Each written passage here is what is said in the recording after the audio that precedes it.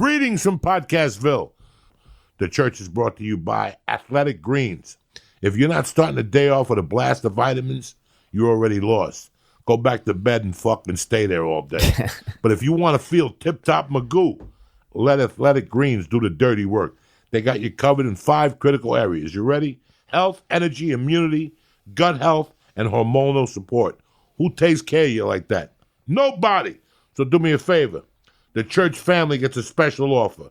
We're going to give you 20 free travel packs valued at $79 with your first purchase.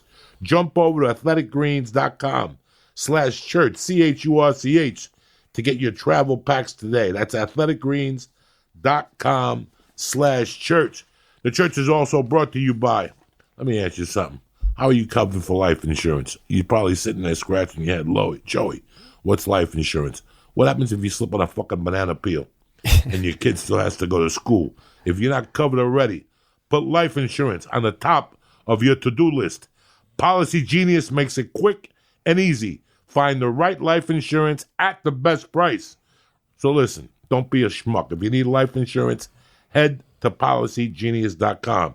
It only takes a few minutes to find the right policy, insurance policy, apply, and have another thing crossed off your list for 2020. Policy Genius. When it comes to life insurance, it's nice to get it right. And tell them the Church of What's Happening Now sent you. It's got a beautiful fucking day to be alive. Kick this fucking mule, Lee. Nice. Best singer of all time, in my opinion. Nice. Professor, what's happening, you bad motherfucker? Man, just doing my thing. Still slinging kettlebells at 5:30 in the morning. Always, man. 3 days a week over there. I teach 20 classes a week. Jesus Christ. Yeah, man. That's my full-time job. So, So you teach 7 kettlebell classes a week? Teach, you have Saturday? No, I teach 6. 6. So, I teach 1 a day over there. And then the rest is all Jiu Jitsu. So Monday, Wednesday, and Friday, it's 5:30. Mm-hmm. Tuesday, Thursday, it's at night. It's at night, 6:30. Saturday at 10 a.m., yeah. Good. And then the Jiu Jitsu, we have a ton of people over there. So I teach, the rest is all Jiu Jitsu classes. Then I have a couple private clients as well. You still do the basics? I do most of the fundamentals. My morning Jiu Jitsu classes are like all levels. And then at noon, I do a fundamentals class while Professor Alvarado teaches the advanced. And then in the evening, I do a couple fundamental classes as well. So most of the time, I do most of the fundamentals. Me and Josiah. You know Josiah. Yeah. Oh, and your boy Marco, too. Marco, he's teaching some of the fundamentals. So the fundamentals are now 6:30 and 7:30. 8:30 is now like a fucking expert class. Well, they're splitting it up now because we have a lot more black belts now, and so we have more students, so we have to accommodate everybody, man. We have people who are advanced but can only train at like 8:30. You know what I mean? So it's good. So we split the classes up now. So we just have all kinds of classes, man. You got to go on the schedule. It's just too many to talk about. It is. It's crazy. I saw his awesome graduation class a couple of weeks ago, and I got to hand it to him, man. It was insane, man. It's fucking insane. It's insane how many students we have there now. It's fucking dope. And when it comes to Burbank, North Hollywood, all this up here, he's got the main lunchtime class. Man, you know what? Honestly, dude, I don't know another gym in LA that has as many students as us. Jock. Does he? I've never been. I would love to train with Jean-Jacques. I would love to train with Jean-Jacques. I got my black belt from his brother, Roger. Jean-Jacques got a great lunchtime class up there. I'm talking about in general altogether, though. It's crazy because our legacy is like popping from like 5 in the morning to like fucking the evening, man. It's fucking crazy. It's amazing. Like Professor Alberto has really done created kind of like a little mecca of jiu-jitsu and fitness out there now. So we have everything. I still remember when Justin Fortune was his boxing coach. That's how I never met Justin Fortune, but I know a lot of people who have trained with him. That's how I connected with Alberto in New Mexico when I was shooting the longest yard. God damn. And then I connected with him that was a long time ago because New Mexico. 2004. Wow. We used to all go, me, Ivan Salaberry, Bob Sapp. Ivan Salaberry, I remember that guy. Bob Sapp. You say Bob Sapp? Bob Sapp. Maurice Smith. We would all go to Alberto's because it was close to the hotel. I bet you half the people listening right now don't even know who Maurice Smith is. Yeah, just this badass kickboxer. Oh, man. He was the first guy to solve the puzzle, man. He learned how to scramble back to his feet. Instead of getting into a jiu-jitsu match, if somebody took him down, he would just weight to stand up, and then kickbox their ass. Remember when he fought Mark Coleman? You know, I didn't fight. I didn't watch fighting then. Oh man, That's when I thought Joe Rogan was crazy. You didn't even know Joe Rogan back then? Yes, I knew Joe. You knew him? I know Joe since '98, and they would talk to me. Then I met Eddie through Joe, and I would get in the car with them, and I'm thinking about snorting coke and getting my dick sucked, and they're up there talking about jiu-jitsu sweeps, and I'm like, what the fuck is a jiu-jitsu sweep? I came from the '70s where you swept. Was this before Joey Karate? This is before Joey Karate, and this is before Eddie Abu Dhabi. This is before Eddie even dreamt of going to Abu Dhabi. Eddie Abu Dhabi. So Joe and Eddie were training partners. At John Jacques, back then. And they would you couldn't shut them up. You couldn't shut them the fuck back up. then. They were relatively new to it. Eddie was already Eddie, like he was a brown belt. Okay. And Joe was like a blue belt. Oh wow. And Joe went every day, and that's all they talked about, and it was fucking annoying as fuck. But it was educational. It was being around something and then they would talk about, you know, I was raised in traditional martial arts. Me too. I was raised in a time when Bruce Lee was, you know, that was, you know, the gi, and you ran on the streets, you know, and you fucking broke boards, and you hit the did all that. Little pads that the guy would hold, and you weren't real if your knuckles weren't busted up. Oh yeah. Like I had calluses on my knuckles. I had calluses because whatever my fucking thing is called, the makiwara. Makiwara. You know. It's funny you say that. Is I had the pleasure of training next to Dan Inosanto. You know who Dan Inosanto is? Like I did a Muay Thai camp like back in the mid '90s, and he was telling us Bruce Lee stories. And one of the things he told us about Bruce Lee is that he never stopped working out. And he said he had one of those makiwaras or whatever you call it in the fucking car. He'd just be fucking hitting that motherfucker in the car. Or he'd be bouncing Brandon off his abs, doing ab workouts when he was watching TV. He'd never stop fucking working out, man. But yeah, my master used to have wooden floors, so we used to do our push-ups on our knuckles. So then I had fucking calluses on my first two knuckles. And I mean, that shit would like strike fear into people. People would like look at my knuckles and be like, that was it. You had to have your knuckles fucked up. Yeah. I grew up under that. OG shit. I grew up under that tent. And then I got out of karate at 16. And I went a different direction. Then I met Rogan like at 36 or something. And they're talking about this UFC. And I put it on. It's this fucking Tank Abbott who looks like he hasn't stopped eating cheeseburgers in 20 years against some other guy that looks like just got out of prison. Yeah. And I'm like, this is fucking disgusting, you know? And like, I think I watched two. Remember that there weren't, I was living in Denver when all those UFCs would start. Only Colorado let you get. Oh yeah. For sure back then. So my friends wouldn't shut up about it. Yeah. And like I said, I watched one time. I saw some big fat guy in like a bodysuit, and I saw some guy in like prison fucking stripes, and I was like, "This isn't martial arts. This is a fucking joke." Yeah. And they would talk about it continually. You know, our relationship grew as friends. Eddie went to Abu Dhabi, opened up the Hammer House, his first school, and then he opened up... was that with Mark Coleman? No. He opened up on Santa Monica. I don't know what it was. What are you listening to me for? Bomb Squad. Legends. Bomb Squad. Well, you're right. Damn, Lee. He opened up Bomb Squad, and then they moved to La Brea and between Hollywood and Sunset, next to that disgusting Thai restaurant. Where I went in there one time with them, and while we were eating, I wasn't eating. Is that when he partnered up with like Boss Rutan and Randy Couture? And they opened up Legends? Yes. Legends, yeah. They partnered up with Chris. Chris Riley. Wasn't it Chris Riley? He used to coach Rampage. Yeah, he was a Muay Thai coach. Muay Thai coach. I'm pretty You're sure. so upset about this. You've talked about this Thai restaurant for 9 years. What's up with the Thai restaurant? Because they were eating Thai food. I was next door, and I went in there. I was minding my own business. So I lived on the corner of that school.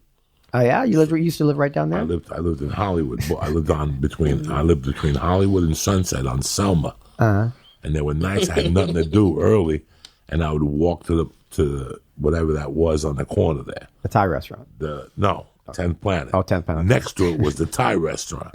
And one day I go, "Where's that?" And they're like, "They're next door eating Thai food." And I go next door, I sit down. They're eating that disgust. Fucking waiters with slippers on and shit, dry feet. I'm fucking getting aggravated. And all of a sudden, in the middle of my aggravation, just to compliment what I was thinking, a roach fell from the ceiling my onto the table, and it landed on its back, so his little claws. And I said, I told you motherfuckers not to eat this filthy food, and I got up and walked out. I got up and walked out, and that was the whole, and I was sitting there going, that fried rice looks good, but I can't do it. I'm breaking my own You're like religion. real particular about that kind of shit. I like Chinese. I'm with the Chinese. They were here first. The Chinese were here first. When I got here from Cuba, there was Chinese restaurants everywhere. Yeah. All of a sudden, Thai and Sudami, and Ethiopian food. I don't know what you're talking about. I love Thai food. Anytime I got to take my shoes off, that ain't a restaurant. That's a stink fest. You got a bunch of white people with stinky feet that haven't showered all day. Let's take our shoes off. You take your fucking shoes off. I know what my fucking feet smell like. I ain't taking my shoes off because you're going to get agita while you're eating. It's like trying to eat while somebody's farting. You ever try to eat when somebody just farted a brown one in the air? Like it's that light shit. So that's how long I know Eddie. So when they would talk about jiu-jitsu, then they would get to the point where they would travel in packs. And we would go do comedy, and after comedy, they would clean out the fucking front. And Eddie would wrestle somebody from the staff. That was like a purple belt in Arizona. I don't know how many nights. Tate Fletcher. It would be me, Eddie, Redman, Ari, Tate, Duncan, and Joe paid for Ari and Duncan to take jiu-jitsu. So everybody was taking jiu-jitsu except me. And they'd be out in that hallway fucking fighting to the death with furniture. I remember the Tempe Improv one night. It was fucking tremendous. And then we go to San Francisco, little Denny would show up. I know little Denny when he was too young to come to the clubs. He was 16. He's the one that used to run 10 Planet San Francisco. I still remember him being a 16-year-old kid and us sneaking him in through the back door. And me going on stage, bringing Rogan up, and going back to the San Jose green room, and they'd be wrestling. Shoes would be off. Yeah, man. Like when you and first they'd be started doing ripping jiu-jitsu, themselves. Yeah, they were ripping like themselves when I apart. first got into jiu-jitsu back in, man, I don't know, like mid-90s in South Carolina, there was no jiu-jitsu in South Carolina. I used to have to drive to Virginia Beach to train with the blue belt. And then I'd go back and get one of my taekwondo buddies or hapkido buddies and show them what I knew. And then we'd fucking find a piece of carpet somewhere or wherever to fucking just train wherever, man. Because, there were no mats. Or I would go to a jiu-jitsu school, a judo gym or something like that where they had mats and just roll with those cats like that, So that's when you're so enthusiastic about it. You don't fucking give a fuck. You just train wherever. You just can't stop thinking about it. Especially like if you've been a traditional martial artist like us. And then you have black belts in these martial arts, and then you're getting choked out by jiu-jitsu people. You're like, what the fuck? It's just like, it it's just amazing. eliminates karate and all that just shit. like, wow, man. So then I remember I was just obsessed and just roll anytime you could, but now I've been doing it for 30 years. So I hurt myself, calmed down a little bit, but I still love jiu-jitsu. Before I hurt myself, I hadn't rolled for about 2 weeks. I just do privates with this guy. He's a little older, and I mess around with him. It got to the point where, when I went to Alberto's, I loved that shit. I just couldn't get to this couple positions, my breathing. But jiu-jitsu opened up my eyes to how bad a shape I really was. Like, it opened up my eyes to the fight or flight response, which, we know what happened. I used to be a criminal.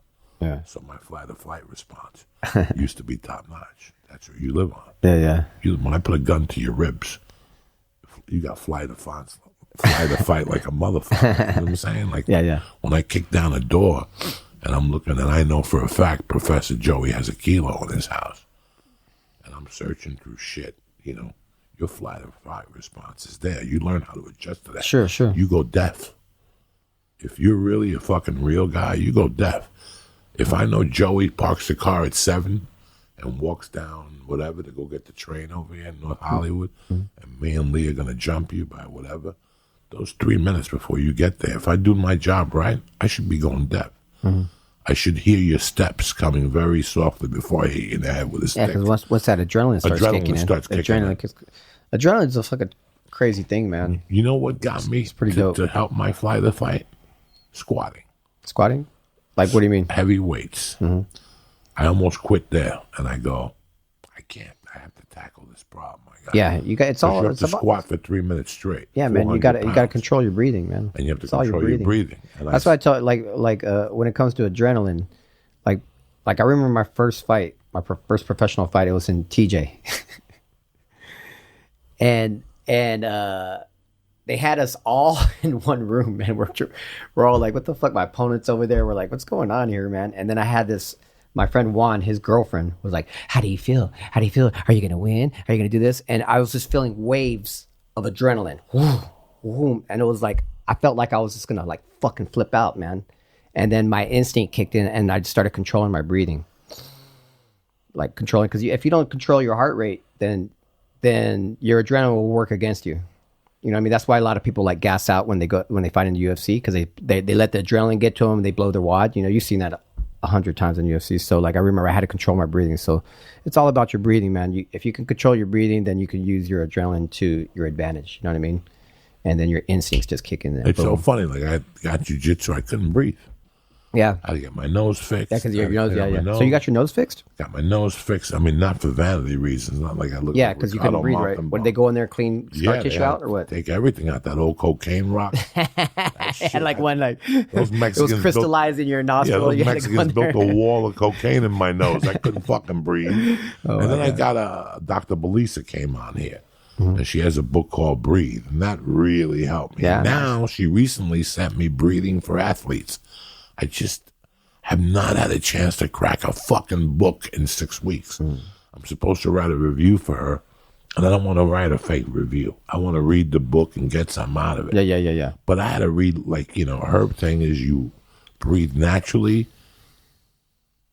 Okay, it was funny. My daughter came in here the other day, and she punched that thing for 3 minutes straight. And when she finished, Dice goes, look at her. She's not even breathing heavy. My daughter goes to Muay Thai, and he don't stop for 45 minutes. You know, they have headgear. Her breathing is the way you should breathe. You gotta breathe. Something happens when you're 14 or 15, like a traumatic experience, and your breathing deteriorates. And this is what it says in her book, Breathe. And this is why Bas Rutten invented that breathing machine. So I connected her and Bas together because they had something. That breathing piece, when I'm typing, I put it in my mouth, you know, and it helps with my asthma. You just put it in and breathe. As I'm typing for an hour, I'll fucking breathe with that thing. And I'll do different exercises. There's people who do actually fucking do jiu-jitsu with that thing. Yeah. It really helps you because it closes the hole so you learn how to take more air in. Your lungs learn how to take more air. Yeah, because people roll, man. And, you know, I have to remind people all the time. I was like, listen, man, you got to breathe. You know, that's why you're gassing out. I can see you're holding your breath. Even like when I'm training with people with the kettlebells, you know, you got to make sure everybody's breathing. So there's different ways to, like, I mean, I've known about breathing since, like, my Taekwondo man, Hapkido master taught us how to breathe, you know. You got to breathe in through your nose, out, slow your heart rate down, all that shit, you know. So it's important. Your mouth has to be circle. Your mouth, they want your mouth to be I practice a very simple breathing technique. You just breathe in through your nose, out through your mouth slowly, really slow. And then, like, you could do it different ways. You can breathe in, like, for 5 seconds, breathe out for 5 seconds, and then you can start increasing it. The way you slow your heart rate down is through your breathing. It's very simple, and people have different techniques and stuff like that. But I've been doing that for forever, man, and it works for me. You know, first month I did jiu-jitsu, I would have to run outside and take my gi top off. Yeah, man, because my pants it's different. Yeah, absolutely. You know who because lives you get claustrophobic with that gi on. Marco lives in anxiety. Marco, the purple belt. His anxiety is so bad when he gets on a plane, he passes out. He ever tell you that? No. And that's to the point where I pass out. So it was something that was passed on from me, from my mother to me, and now my daughter has it. Oh, wow. When she hurts herself and you pick her up, she loses consciousness. You got to shake her. Oh, wow. She just fell a couple of weeks ago at the park off the zip line, and fucking she hurt her back. I hit her pretty hard, and I had to pick her up and hold her. And I told her, just breathe out of your nose. And I still, the other day, had to talk to her about anxiety. I'm trying to talk to her because she's having a problem with it. It's something, like, I didn't know what it was. There was no anxiety when I was 12. There was no anxiety. Yeah, people have anxiety for different reasons. You didn't know what it was. It's just a feeling that, but I live in anxiety. What do you think happens to me 5 minutes before I go on stage? Oh, yeah, that's normal, though, man, because you're about to perform. It's not normal. It's not normal what I get. You're supposed to have butterflies. Yeah. And have a little bit of fear. Not the shit I get. I get the shit that's telling me to quit. Like, get in the car right now. Oh yeah. You did enough. Yeah, you know what, man? I as many jiu-jitsu matches and professional MMA fights I have, even like if I'm going to compete in a jiu-jitsu tournament, on the way there, I'm like, what the fuck am I doing? I'm like, what am I doing? And Oh, then really? I start talking to myself. Okay, I'm like, listen, man. I'm like, Joey, what are you thinking? You've had 100 jiu-jitsu matches. You know jiu-jitsu. What are you worried about? I'm like, have to keep telling myself. But it did get really bad towards the end of my MMA career, though, because I was getting my ass kicked, you know. And after a while, it was just the anxiety was getting to me to the point where I fucking looked like shit in the cage, and I just wouldn't fight. And I was just like, okay, I'm done. I had three losses in a row, but the anxiety with MMA got to the point where it was having a really negative effect on my fighting. You know, I wasn't like believing in myself. But jiu-jitsu is a little bit different. I know I'm not gonna get punched in the fucking face and shit like that. I'm gonna tell you what the secret is, Professor. Tell me. The secret is it's got to do a lot with breathing. Absolutely. But the secret is mindset. Absolutely, man. You know, like The for secret sure. is how you look at things. You know what? You know when I have a best set in my life? Two things. When I don't give a fuck and when I'm having a good time. Mm-hmm. I love to come up with a joke on stage that insults you that much that I laugh. Once I do that, I'm not going to lose. Yeah, for You sure. know, the first two times I drove to Alberto's, I parked and I said, what, am I crazy? I pulled away. It took a lot for me to walk into Alberto's. Yeah, I can imagine. When I walked into Alberto's, the fear was gone. For the first 3 months, it was like, I can't believe I'm going to do this. But I had to turn my mindset around. I had to look at it as I was going to, A, have fun. Jiu-jitsu is really fucking like people, fun. but yeah. When I'm on top of you, when I fart by mistake, how much do we laugh? And I'm like, now I got you, Professor. Now get off me, you smell, and you laugh. Because you know, like what happens is you build it up It too much. builds up. You build it up too That's much. what and was you're happening Like, I mean, to you're me. like, what am I doing? I'm just fucking going here to learn and have. Oh my fucking God! fun. As I was putting my gi on, I'm thinking I'm gonna get a heart attack. Yeah. People do all the time. Trust me, man. I Dog, see. it I was saw like one horrible. girl one time, and you know the gym's packed, and she's like this in the gym holding her purse, and I had to come up to her. I was like, "Hey, you okay?" She's like, "I was like, hey, it's okay. We're gonna take care of you, man. Like, we're just gonna train." You know, you're like they get scared because it's intimidating. You're going into school with a bunch of fucking guys choking motherfuckers and shit like that. I get it, you know, but it's really up to the people at that gym to make you feel welcome. You know That's how many another thing. times I've had a fucking show at 7:00? The car's gonna pick me up at 7:15. I'm in a strange town. I'm in I don't know. Pick a town. I'm in fucking Dallas. I have been on stage twice at the Comedy Store. I wrote all week to prepare my mind. The day of the show, I actually sat down and wrote something opposite jokes to get creativity. And then an hour before the show, I look at my material, I make some lasting things, then I smoke a joint, I go in the shower, and I sit for 30 minutes. And that's where I get the, you know, like you start going, oh, maybe I'll add that here. Oh, shit, I'll put this here. I bang one out. You fucking dry off. You get ready for the show. Right then and there is where the fear starts for me.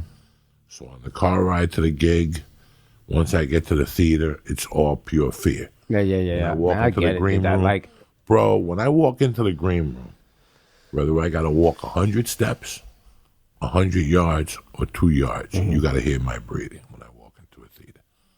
It feels like I'm about to have a heart attack. yeah. So that's when you need to really start controlling your breathing. And right there is when I go. You gotta regulate it. Yeah. I start breathing, I sit, I drink water, and that's when I have to start doing what I, when I write that shit during the day on Facebook, that's how I actually think. yeah. Because if I let me think, I would think I'm a pussy. I would say to myself, if my post would be, why get up, stay in bed? It's hot out there. Nothing's going to happen. No, you got to think the opposite. Grab a knife, wash your balls. Somebody's going to suck your dick. Somebody's out there thirsty today. Somebody's out there dying to suck a dick, and you got tap on the menu. You know what I'm saying? But you're right about the mindset is everything. One of the things I like what happened to me with the MMA is, I'd come out and I'd see a big crowd of fucking people and I'd just be like, oh shit. And I would start fucking shitting my pants. That's what started happening more towards the end of the career. And then I saw like Conor McGregor was commentating. They were showing like a montage of his fights and he was explaining what was going on. And then he was like, You see right here, he was coming out and everybody's booing him. He's like, you see that shit? They're all fucking booing me. He goes, I fucking love that because it's passion. And he goes, I use that. I turn that into positive energy. And I was like, yes, man, that's what you got to fucking do, man. Because, you know, that's what you're there to fight, man. He turned a negative into a positive.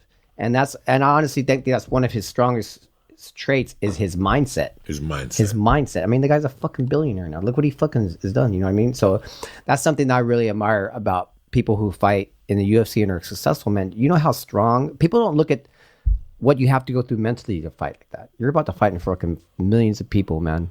It takes balls and takes a lot of mental preparation, and that's where your coach comes in. Your coach, if you have a good coach, they should be preparing you mentally. Me, back then there were no MMA schools, so we were like self-trained. And I had my students would be cornering me, you know, and they'd be just as scared as me. They'd be like, "Oh shit," you know. But the mindset is key. It's key. It's so funny how there's people who are good. There's people who are good. You ever hear those guys that come into UFC, and it's like their first fight in the UFC, and people are like, we've been hearing about this guy at the gym. He's at America's top team. He just goes through everybody.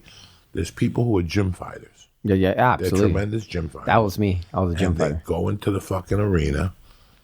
They see 2,000 people, and they shit their pants. Man. Let me flip it. Let me flip the art on you. Yeah. I'm tremendous in the Comedy Store original room. Tremendous. I could go in there and go 9 out of 10, 10 times in a row because I know the nooks and crannies of it. It's like your home. I'm great in the theater. I'm great at a comedy club. Tell me to shoot a special. I fall apart at the seams.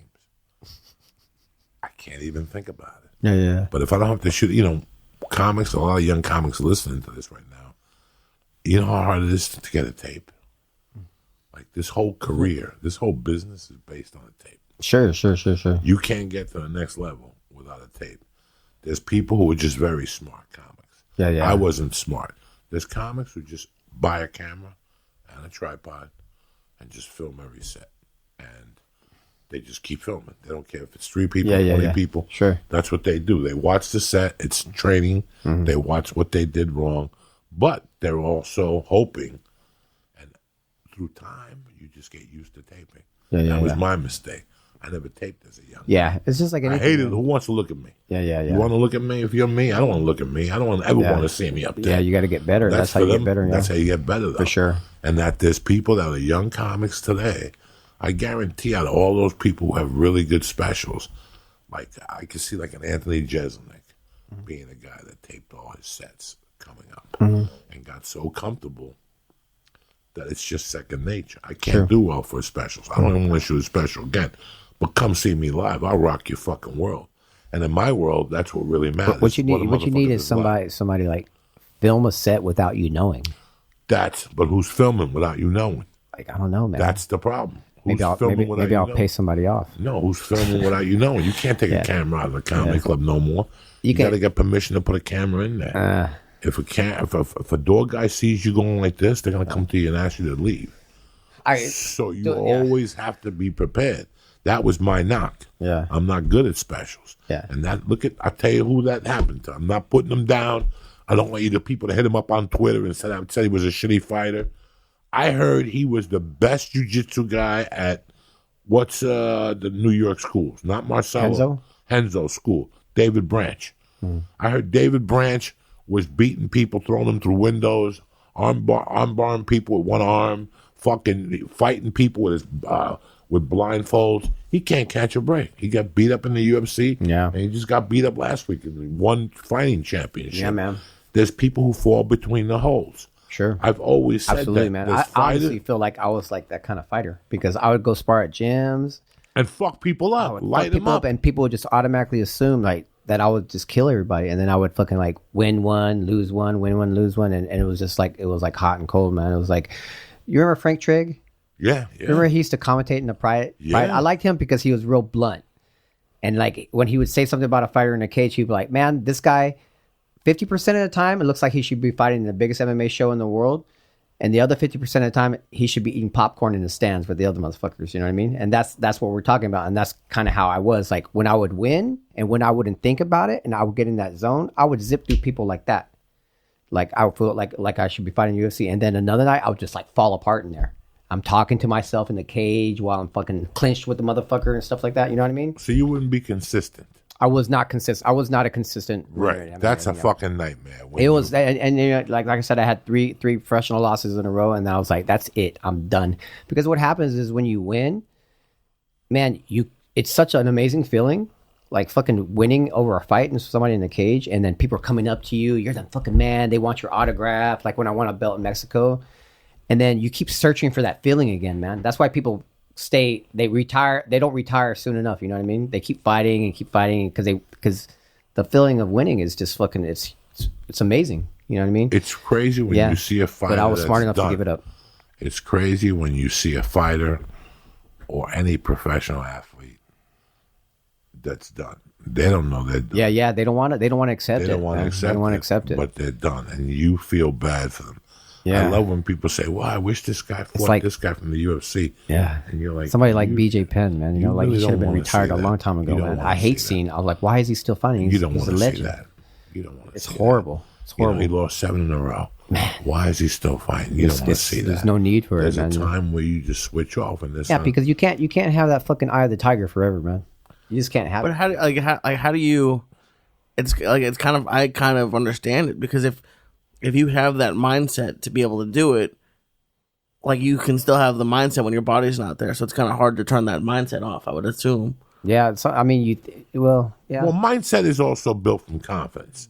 Sure. Mindset for a stand-up show or a wrestling match or a UFC fight is a different mindset than, say, how you look at things when you're going into them.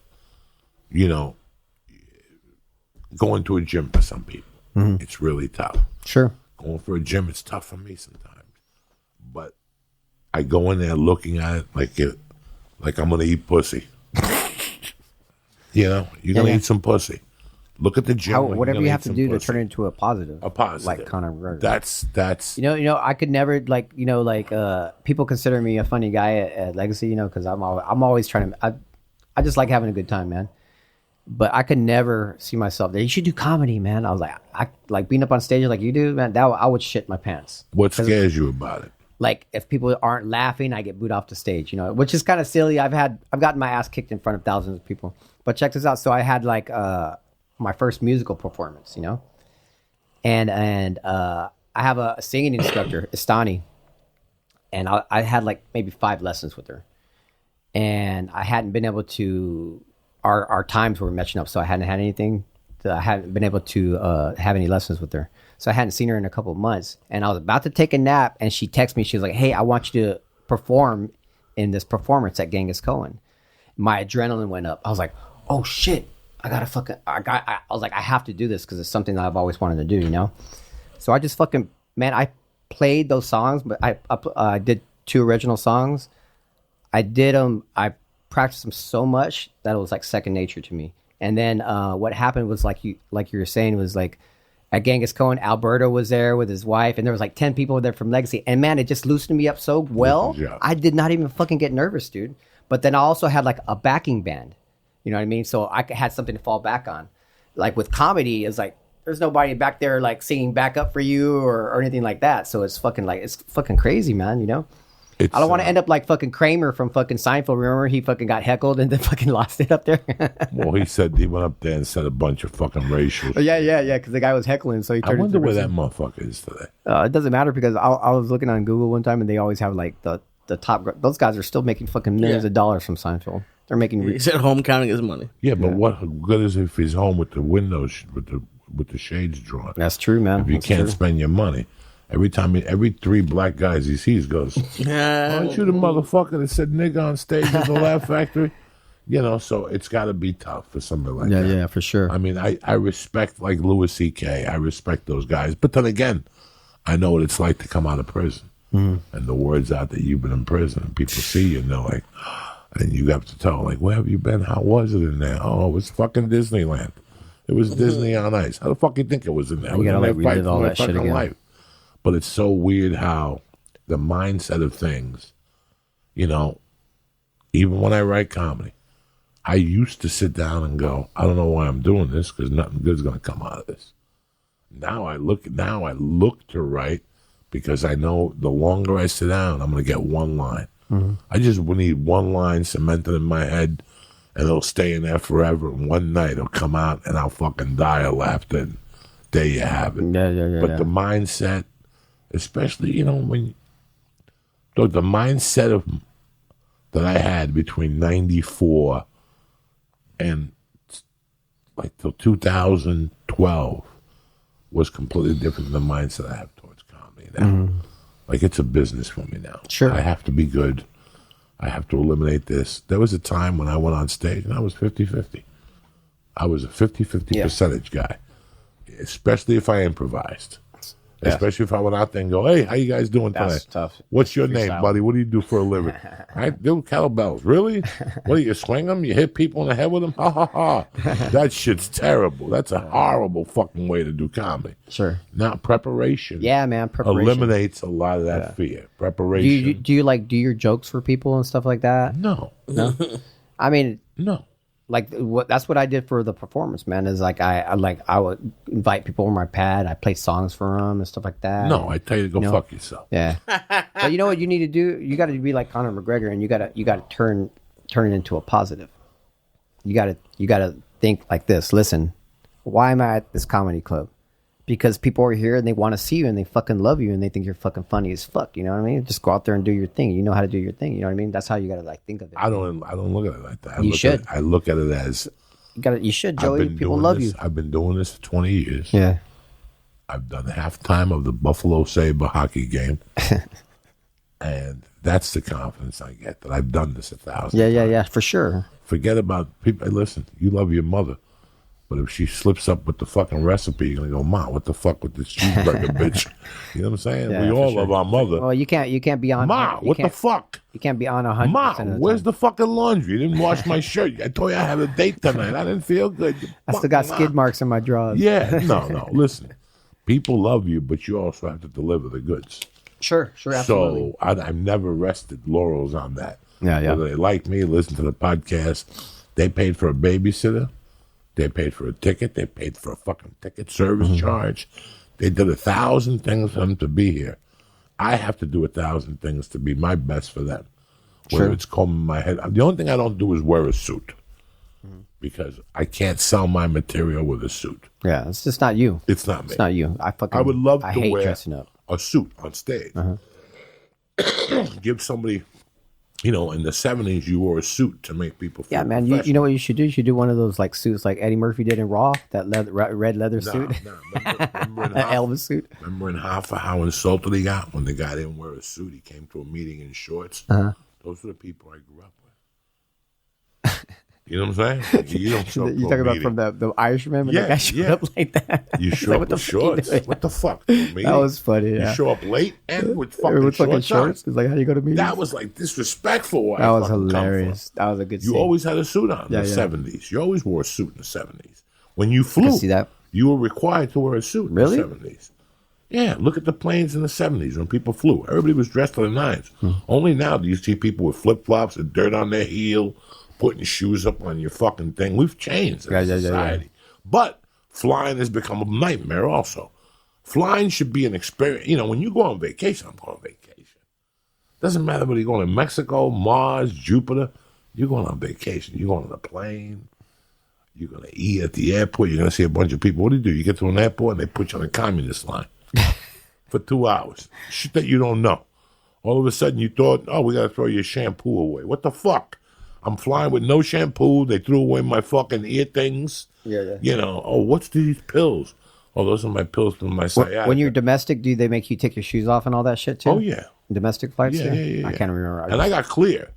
And they still, unless you got TSA, then you don't have to take their shoes off. But, like, I'll fly with a warm-up suit. You need that, like, what is it called? That global entry shit?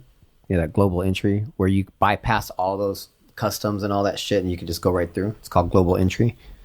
It's pretty dope. Yeah, it's great, but I got 19 felonies. So not gonna like, you don't qualify. Fucking entries, all right? I get TSA pre out of LA. they always give it to me because I fly 20 times a year out of it. They know I'm not a fucking terrorist. It's the other plane. It's the other airports. The computer systems don't give me TSA pre. Plus, I have the clear, so I cut right through you anyway. Nice. You know what I'm saying? I know how to fly, so I know not to wear jeans. You know, you don't wear jeans to fly. No, I like to be comfortable. You have to wear warm-ups, so you have to take your belt off. You know, you got to wear sneakers in case you got to run through an airport. You know, you got to wear flip-flops. Sure. I'm going to wear flip-flops. What if you got to run through an airport and there's an active shooter? You also have to have like easy access because in case you become a member of the Mile High Club. Always. You know, you got Easy to. access. I don't drink alcohol on a flight. I don't try to retain sodium. Last time I did just that, drink man, water. I No got fucking diet food soda, no poisoning. nothing. Yeah. I don't do nothing on the plane. I did just that water. once, man, before I got on the plane. It's so Never did weird again. how bad I feel even before when I take care of myself and I fly like long distances, I feel it for a couple days. I could imagine people who don't take care of themselves when they fly, how they feel. I just ordered like one of those tight pants that chick wear, yoga pants. Those spats. I'm going to start wearing spats under the sweats. Dude, a lot of people wear those. I couldn't believe I how don't like them. comfortable I was. I I had to can't wear do it. I had to wear it for my leg, for the hamstring. Yeah, I can see Because that. the blood clots. Yeah, So I yeah. put them on both legs. I was like, damn. A lot of people put them under their gi pants. Imagine what your farts are gonna smell like.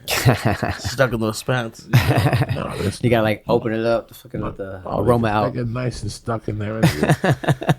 You know, but no, it's the mindset is really big with everything. You know, Yeah, man. when you get into jiu-jitsu, when you walk in that door, the first 3 classes, you realize you're completely lost. People are mounting you, people are passing your guard. You know, if you took a look at the percentages, people probably quit after 4 classes because they don't think they're going to achieve that. There's people that go, fuck, it's hard. Let me put my head down. Somebody smart like you goes up to them and says, come here. You see what's happening today? It's going to happen for the next 11 months. Enjoy it.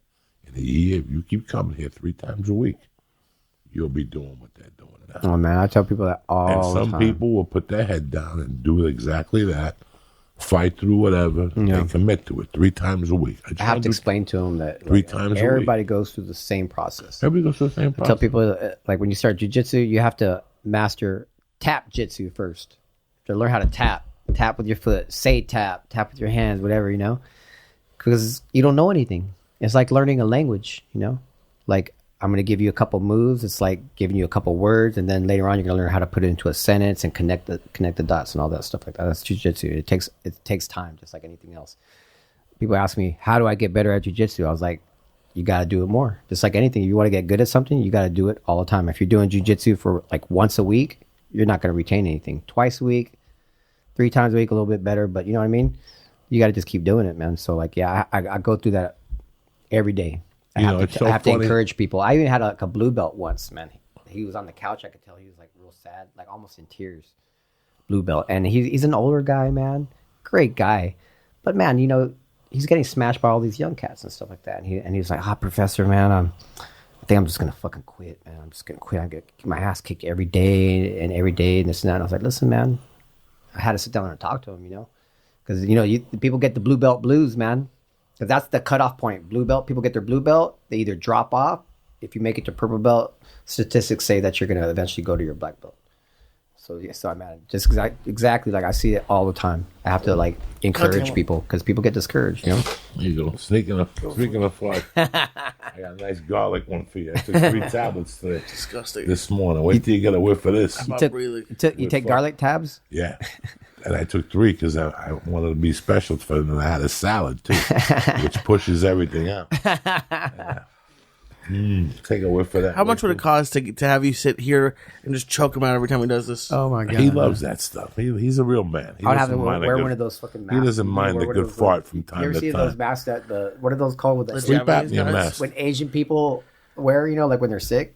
I'm trying to build a contraption. I'm trying to take my sleep apnea machine and figure out how to put it on people and fart so they can just get a full sleep apnea in their fucking mask. Oh my God! You know oh my God! That's the system to use. Oh my God! A farting sleep apnea machine.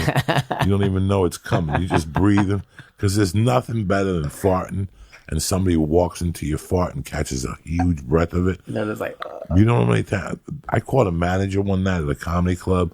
I had just farted, and he came in with his mouth open. Oh my God! And God. I remember him like looking at me like a dick went in his mouth. And I go, Doug, if I was you, I wouldn't stand there. I go, you already know. You smell. You fucking lived that far. Oh you, my God. You just walked into it. He just walked into it and took a deep breath, and it was all over but the shot. God. How it's so weird. 2020's coming. I know, man. That's crazy. 20. This is why I wanted to get you on to just talk to people. I tell people all the time, if you're thinking of doing resolutions and you wait until January 1st, you lost already. Yeah. Start right now. Yeah, now. people like to. Oh, Start I'm now. going to start in the No, new year. because December means 10 pounds. People have no idea that once you hit December, it's 10 pounds, no matter what. I don't know Whether you what like it is, man. Around this time of year, December's I 10 fucking crave pounds. sweets. Sweets, they're Crave everywhere. fucking sweets, man. You know what I had want fucking yesterday? Pie, I want all this shit. Yesterday I had a rough day. I put my cat away. Yeah, 12 man. fucking years. Sucks, dude. I had to put him down. And this is the one I made the promise to the quit cocaine. I made 1,000 promises to 1,000 people. And the one I kept was to a cat that didn't even know he made a promise. I just got on my hands and knees and said, God, if you save this cat, I'll never snort coke again. I had to put him down yesterday. And when my wife got back, I didn't feel too good. When she left, I thought I was having a stroke because I got up and I laid on the floor with him until they took him. And I hadn't eaten. And I got up just to make a protein shake. And I made a wrong protein shake. Like I put mayonnaise in it. Oh, shit. Like I did shit. I don't even know what I put in it. I put the wrong. I don't even put milk in protein. I make a protein shake with water. And I put milk and ice cream. I go, what am I doing? That's how disheveled I was. I had to start from scratch. But when she got back, she goes, what do you want to do? And I go, listen, I know that you're too upset to cook. Let's go get a couple pieces of sushi. And when we walked out, she goes, are you happy? And I go, I feel a little better. And she goes, what would make you happy? And I go, honest to God, something that I haven't had since I started Jiu Jitsu or anything.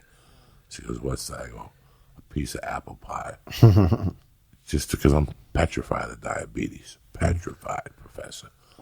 So I said, let's go get it. So we went over to 420 and we split a Dutch apple pie with ice cream, That was the extent of it. But usually I watch myself a lot in December. Yeah. Because those cookies add up. Yeah, man. I don't typically eat a lot of sweets. Canes.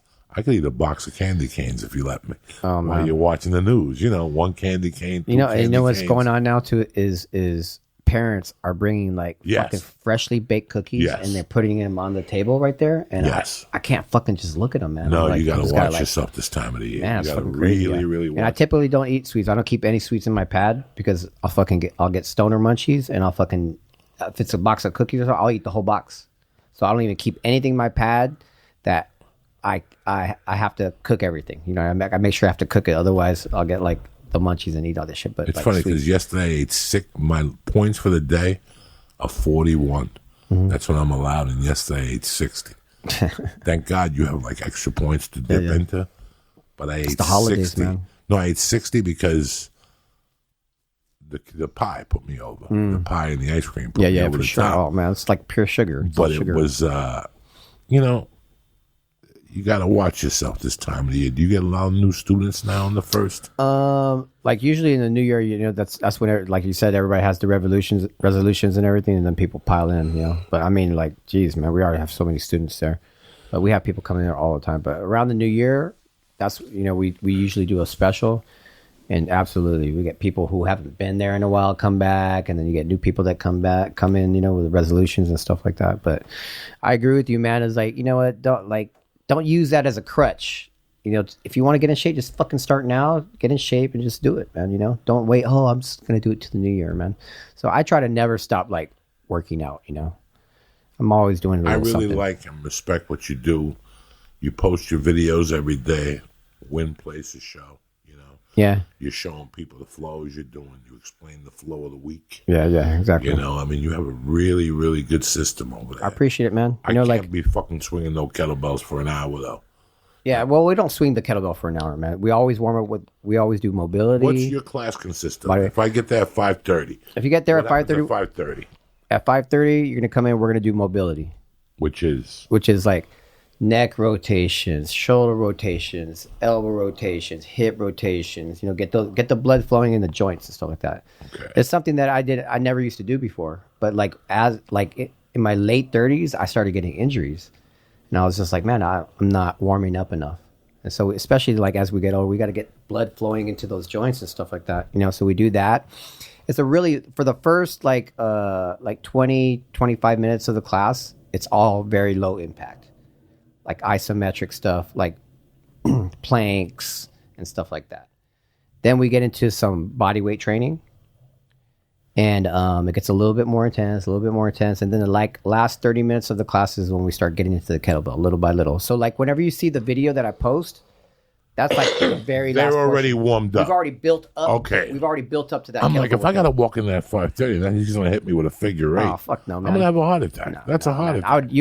I would be hurting everybody, and I wouldn't have anybody in my class, man. So like, it's like when people come to the gym, man, it's my priority to keep them safe. If I'm hurting people in my kettlebell class, nobody's going to come. I won't have a fucking job. I've been fucking teaching kettlebell classes for 10 years, man. And that's really what separates me from all these Instagram kettlebell flow people, because if you look at them, they're not training anybody. When do you ever see me post a video of me just working out by myself? Is they're working out by themselves because they're not training with anybody. That's why I don't like working out by myself. I like working out with my students. It's more fun. I practice what I preach, but it's very sad. You're not there with a whistle. I watch. No. I watch. You're not I there with a don't whistle. use a dry erase board or anything. All my workouts are in my head. I know my work, my own program. Like the back of my hand. But like safety is key. I never force somebody to use too much weight that they're not comfortable with. I'm like, hey, how is that weight? Is it too heavy? We can go lighter. If it's too light, we can, you know what I mean? To me, in the beginning, it's more about technique, and then it's really about what you want to do. Like if you want to progress, and gradually you have to start increasing the weight. If you want to get a little bit stronger, you have to increase weight a little bit. But even then, I don't go super heavy, man. I'm not really into doing like max reps and stuff like that. It's because when you start going heavier and you start doing max reps, then you're pushing yourself to do more weight than your body's accustomed to. And then that's when people start getting injured, because you start losing form and stuff like that. And another reason people get injured too is because they don't warm up enough. So if you're really warm and you don't go too heavy, then chances are you're not going to get hurt doing it. The primary focus for kettlebell is strength or cardio or both. It's supposedly like in my classes, you do superior everything. tool for both. Yeah. I get like in my class, you're gonna get strong, and you're gonna burn a ton of calories as well. So you're gonna get strong because I always practice in every class. You got to think about the movements that we do in everyday life. What do? We squat down and pick up stuff. So we squat, we do lunging, we hinge, we push, we pull, and we do some rotational stuff. So if you're working those movements, like with resistance and stuff and body weight, then you're going to build functional strength. If you combine those movements and do like compound movements that involve multiple motions, like squatting and pressing, like say for instance, you get a kettlebell, you squat and you press. It's called a thruster. You're working your whole body together. So you're developing strength that way as well. You're also developing muscle endurance and stuff like that. So there's different ways to get strong. Now the thrusters, that's when you squat. On the way up, throw it up. So like say for instance, CrossFit people, they do thrusters with the barbell. That means they squat, and then at the top, you throw a press, and you squat and you press. So you're just working area. It's a fantastic exercise. With kettlebell, you have like a bunch of different variations, because you could do it with one kettlebell. You could do it with one kettlebell racked in one hand. You could do it with two kettlebells. You can add a twist to the punch at the top of the thruster. So that's why I like kettlebells, because it allows for a lot more natural movement. And I don't go super heavy, man. I don't really believe in I think a lot of people lift really heavy because it makes them feel confident, it makes them feel that they're strong and stuff like that. But I'm a fucking fighter, man. We get 220-pound guys come in and I can roll them up because I know Jiu Jitsu. So like how much weight you lift, I really don't, it doesn't matter to me. You know what I mean? Because I know like later on in life, like when you get our age and stuff like that, you're not going to be fucking trying to fucking deadlift fucking 500 pounds and shit like that. You got to think about sustainability and stuff like that. So like when it comes to kettlebell work, man, I think maybe my main bell that I use most of the time is like a 16 kilogram kettlebell. Which is 32, 35 It's like 32, pounds. Yeah, something like that. Listen, I'll go over 35. Yeah, for swinging, I'll probably do like maybe like 24 kilograms and stuff like that. I don't go super heavy, man. I don't feel like I need to. It's just, for me, it's just supplemental training to add to my regular jiu-jitsu training and stuff like that, dude. It's just a supplement to keep Now, my who's muscles the strong. guy that most of the training is based on? Pavlov? What's his name? Oh, no. The Russian. What's his name? Pavel. Pavel. I don't even think he's Russian, but he, like, see, a lot of people think he invented kettlebell training. That shit's been in fucking Russia forever, man, you know? And you know what's funny about kettlebell training is there's not a clear history of kettlebell training.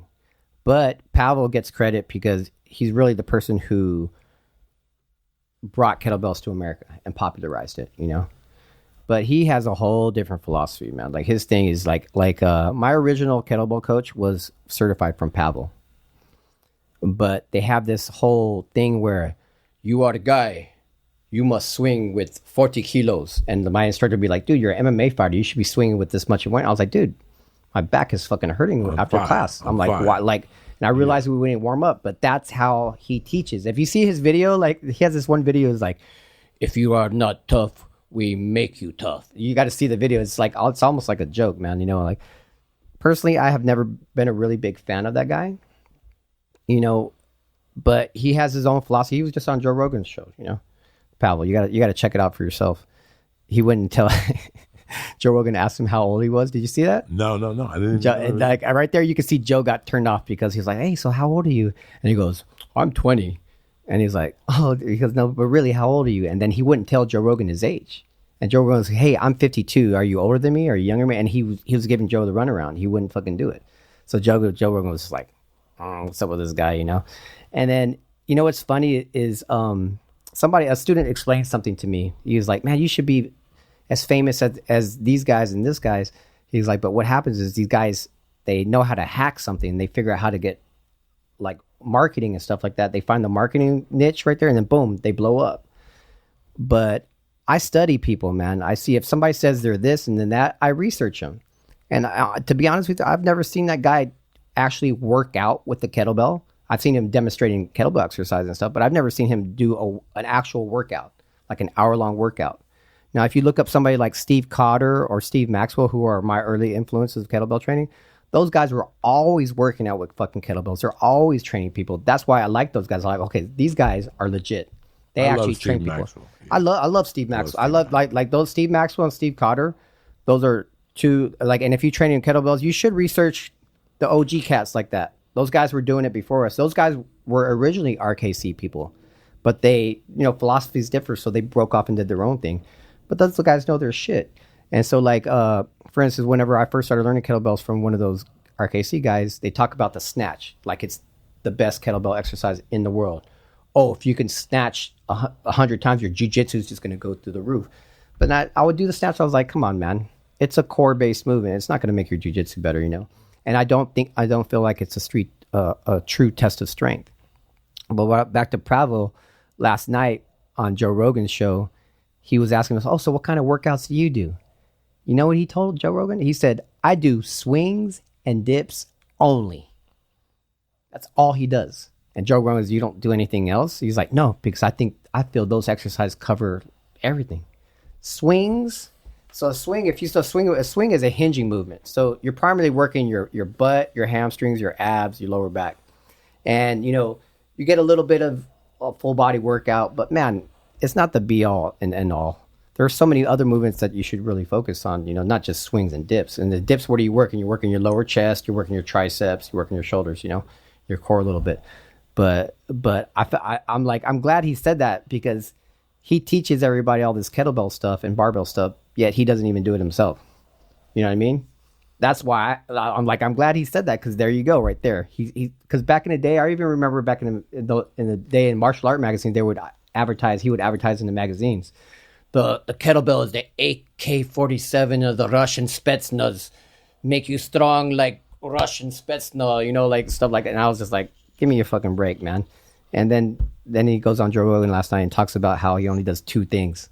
So he doesn't do all the snatching and stuff like that. You know what I mean? So that, to me, it's not authentic. You know what I mean? When I get off a plane now on a Sunday, I do 3 sets of swings, 3 sets of cleans and Turkish get-ups. Now the Turkish get-up, that's a whole nother thing. You could probably I do a half a Turkish you get-up, could probably up to a knee. if you know how to do them. 5 on each side, 3 times. That's a great exercise. And that's it. And by the way, like, And I feel completely better. I so you funny you bring it the Turkish get-up though, man. Is like I had to stop calling it the Turkish get-up because at Legacy we have like a ton of Armenian people. And it just was not fucking jiving with them, man. They're like, fuck that. I'm not going to fucking do that shit. I'm going to do a fucking Armenian get up.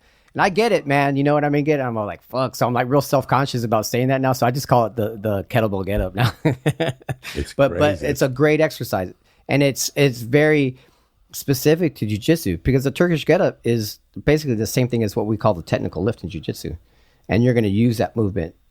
Like if you roll, you're going to use something that looks like the Turkish get up multiple times within that rule. So that is a great exercise. I definitely recommend people learning the kettlebell get up. What is your next certification? We just did. I'm actually going to be in Texas in March. Okay. March 14th, I'm going to be at a place called Rise Kickboxing. I'm going to be doing a 4-hour workshop there. And then shortly after that, I'm going to have a certification here in Burbank. I just saw that there was like somebody took a picture like of France. Mm-hmm. One of your students opened up a school in France or something. Student? I don't know. They got certified by you, whatever the fuck.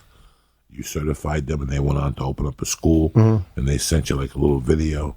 Was it a girl? Yes. Doing the rolls? Yes. Oh, that's she's going to be stoked about that. This is her handle on Instagram is Val Powerful. So she reposted a workout that I did, like a jiu-jitsu specific bodyweight flow.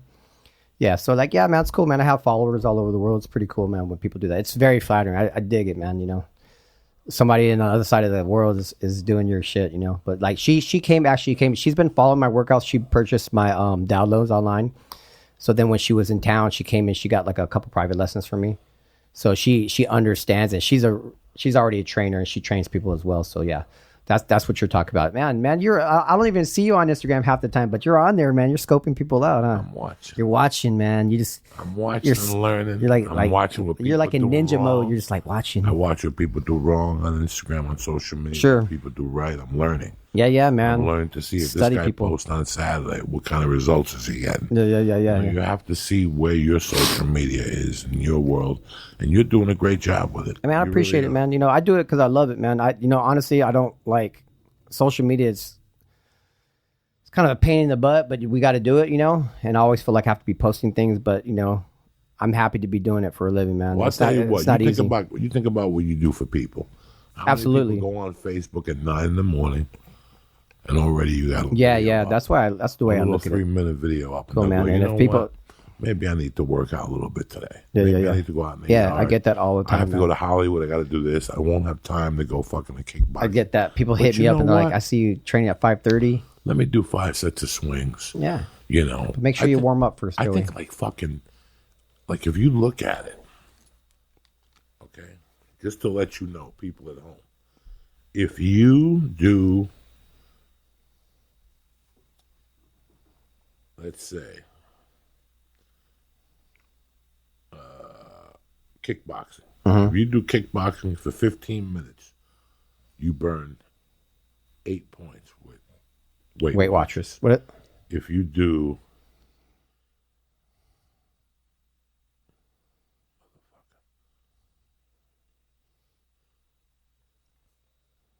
Was that your Weight Watchers if you do app? a kettlebell workout for 15 minutes, you burn 10 points. Nothing burns more calories than swings, I heard. I think it's swings and swimming. Swing, I can see, yeah. Swings like and swimming. But if they say kettlebell workout, it could mean a bunch of different things, you know. When it says no. If you when I put down when I do my little 3, 3, and 3, it's 10 minutes. It's 10 minutes. And you just use like a light kettlebell? 35. I don't. There's no reason to go over. Before I even met you guys, Lee and I went to a kettlebell class where the guy would have you swinging 85 pounds. Yeah, that's crazy. And I would do it on Tuesday, and I couldn't do nothing till Friday. Yeah.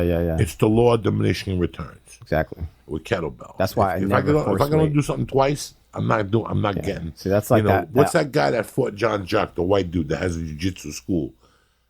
Years ago, Ron Wood, Roy Harris. Oh yeah, Roy Harris. Yeah, I remember him. I read his Jiu Jitsu thing, and it was brilliant about why schools aren't doing this and this. He goes, and I talked to Vinny Magalise, told me about a month ago, because Vinny, CBD Line was looking to get somebody from PFL, and I called Vinny for something. Yeah. And it was funny that Roy Harris was the one that really made me start thinking about what am I doing with jiu-jitsu? Because he goes, listen, when you're over 40, the rules are completely changed. And he goes, that's what the problem is today. That when you're over 40, you go to a jiu-jitsu class and you feel inadequate because the 20-year-olds are kicking the shit out of you. You know, they're just kicking the shit out of you. They're more mobile, whatever. You know, your testosterone starts to decrease at a certain age. And he goes, I treat my 40-year-olds and over completely different than I do my. That's why they have like the Masters training at Legacy on Sundays. You know. He was saying that, but the Masters only Sundays at 8 a.m. So it fucking kills you. That's the only time that I'm either out of town or who the fuck is up at 8. I work on Saturday fucking nights. Yeah. You know, at 8 o'clock in my house, Yeah. it's still fucking action. You know what I'm saying? Take a whiff of this one. This is tremendous garlic, Lee. Oh yeah, this is the root. Sometimes you get a fart that's in the middle of the root. Italian garlic fart. It's tremendous. Look at him. He's all happy. Start putting oil down on the floors again. Take your other hamstring. He's got to drive to Ontario. Just because you fuck up my hamstring, got nothing to do with farting. No, but it'll keep you down on the couch. That means I'll fucking eat 6 of those pills and blow your fucking eyebrows off your head. You don't. My farts will fucking burn those eyebrows like drinking poop out fucking vodka. So no, that's that's what I'm saying. Like if you're looking to really make a splash, you know, contact Professor. Let's say you live in Iowa or something. Just get yourself a 35-pound dumbbell and contact Professor Joey Alvarado. Kettlebell. And fucking what did I say? Dumbbell, kettlebell, whatever the fuck. You know what I'm saying? That thing. Yeah. What The I used to thing. say? The thing. The thing. I The can't do goddamn the thing. What fucking thing? The thing you taught yesterday. I don't know what I taught yesterday. The thing with the arm and the fucking thing. leg. Alberto used to go nuts. What thing? The thing. I don't fucking know. A Kimura. I don't fucking know. Show me that thing. That wasn't a Kimura. That was a Kamaplata. Okay, whatever the fuck. Kamaplata. Yeah, Omoplata. You said Kamaplata. Kamaplata. Whatever the fuck it is. Go Plata, Omoplata. Omoplata, yeah. Fucking, I got more platas than fucking anything. That's Listen, funny. look up Joey Alvarado on Instagram. What do you put your workouts on? Instagram. Yeah, I see him on Instagram, Facebook. Facebook, everything, man. Well, I appreciate you coming on. Man, I always love coming on here. Can I give a shout out to my sponsors, the Kettlebell Kings? Yes, absolutely. Always hooking me up with the best kettlebells. And Rogan still watches your stuff. He says you're fucking crazy. I want to give that guy a workout sometime. Fuck. I like think over 50, we can't do that complete fucking kettle thing. But I'm happy you came in. I just thank you for having me. I always listen, love man. I coming want on to here. let people know 2020 is coming. You know, I don't agree with people whining that. Well, we live in a fucked up society. You know, Barbie should be fat. No, she shouldn't. Barbie shouldn't be fat because you're fat. You're a fat fuck because you eat. That's why. The same way with me. I wish I looked like the guy from fucking Aquaman. We all do.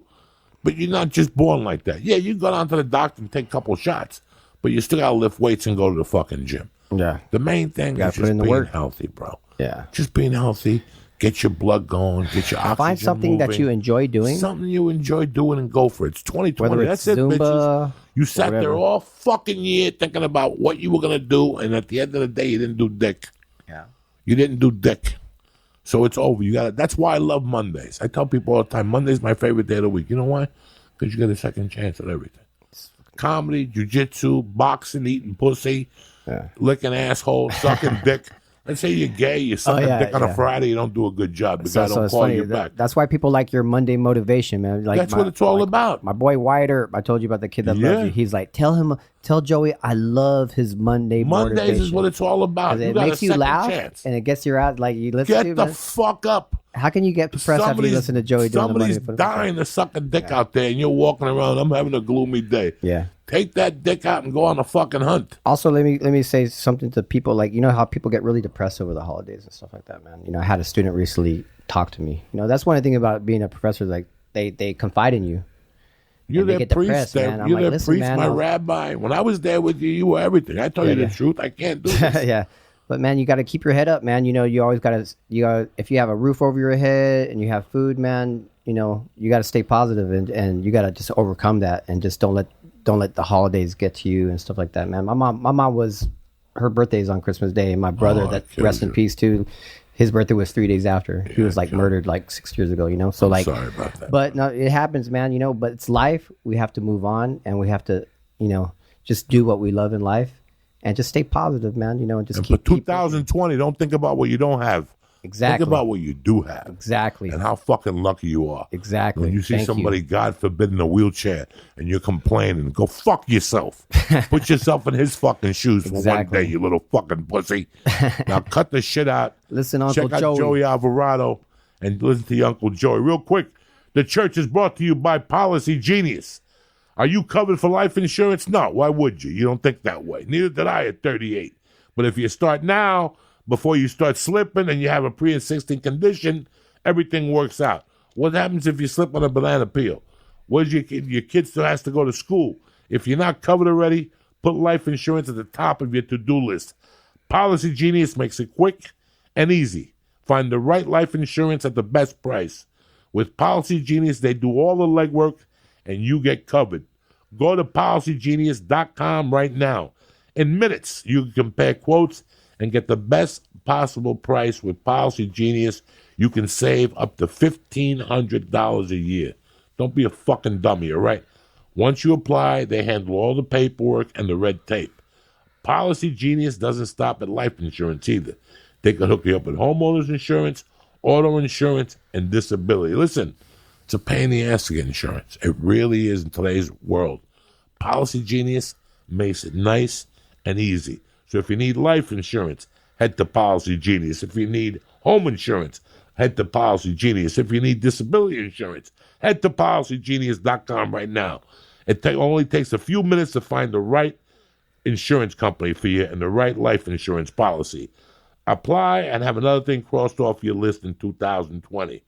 Policy Genius. When it comes to life insurance, it's nice to get it right. And tell them the Church of What's Happening Now sent you there.